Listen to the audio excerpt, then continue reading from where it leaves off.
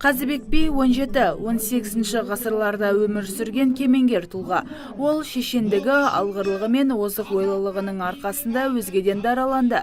Жастайынан рулық, тайпалық алауыздықтарды саналы сөзбен тоқтатып, халықты ізгілікке, адалдыққа баулыды. Нәтижесінде батылда батыр тұлға орта жүздің бас биі болып тағайындалды. Би Әстәукенің тұсында хан кеңесінің белді мүшелерінің бірі болды. Сәмеке Әбілмәмбет Абылайхан ел билеген тұста мемлекет басқару ісіне араласып, ішкі сыртқы саясатта ақыл кеңестер берді. Тарихта есімі алтын әріппен қалған тұлғаны бүгінгі ұрпақ ұлықтап, автокеруенге шықты. Елбасымыздың рухани жаңғыруын іске асыру, жастарға осын түсіндіру, білдіру және ата-бабаларымыздың осы батырлығын, о кісілердің ерліктерін айтып, осы біздің кең елімізді қалай батырдың білегін күшімен, найзаның ұшымен қалай сақтағанын осы жастарға жеткізу. Автокеруен 19 тамыз күні елдің батасын алып, Қырқаралы ауданынан сапарға шықты.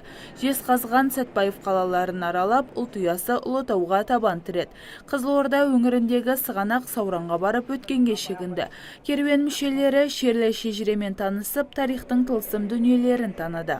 Қаздауысты Қазыбек бидің мәселен қаз деген алдындағы есімнің алдындағы сөздің мағынасын біз осы күнге шейін Қоңтайшының берген бағасы 97 жүлделі бол, екісі бағалы ер Қазыбек бол, сен бұдан бұлай Қаздауысты Қазыбек бол деп айтты.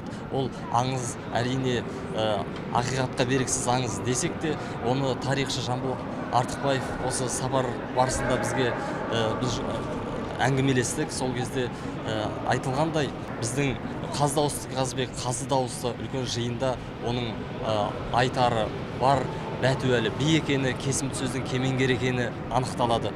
Тұран төріне жиналғандар Қазыбек би жерленген Қожа Ахмет Яссауи кесенесіне барып, бабалар рухына тәуетті. Жеті жарғыдан Атазанға дейін деп ұрандаған олар оңтүстіктің жастарымен де кездесті. Елбасының болашаққа бағдар рухани жаңғыру мақаласын насихаттап, тұшымды пікірлерін білдіріп, рухтарын тіктеді.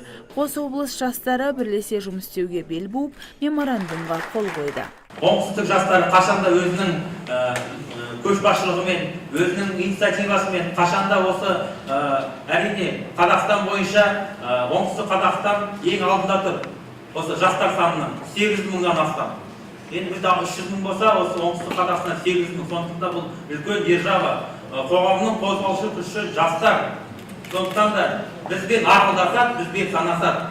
Нұр Отан партиясы болсын, басқа партиялар болсын, ең бірінші жастарға көңіл аударады. Себебі болашақ жастардың қолында.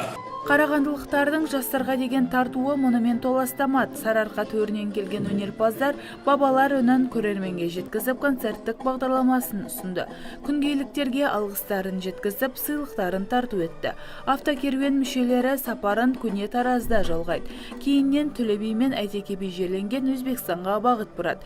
Керуенді 30 тамыз күні Қарағандыда аяқтайды. Таңшолпан Нышанбай, Талғат Қырғызалиев, Абзал Турабеков, ТВК телеарнасы. Халықаралық деңгейде атап өту, елбасы нұсқаған осынау рухани